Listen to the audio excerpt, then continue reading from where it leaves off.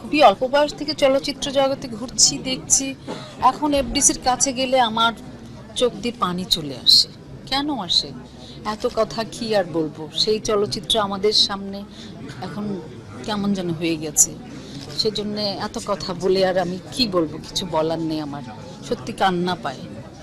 এত অধঃপতন যে হবে এটা ভাবিনি। এটা কেন? এখনকার শিল্পীদের অনেক কিছু করণীয় ছিল, এরা কেন করছে না? আমাদের সময় তো আমরা করেছি, আমরা তো পেরেছি।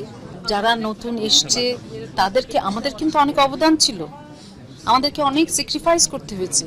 ইভেন আজকে যে আমার ঘরে ৭৫-৮০টি পুরস্কার আমি আল্লাহর রহমতে অর্জন করেছি, তার জন্যে আই হ্যাড টু স্যাক্রিফাইস। কীরকম?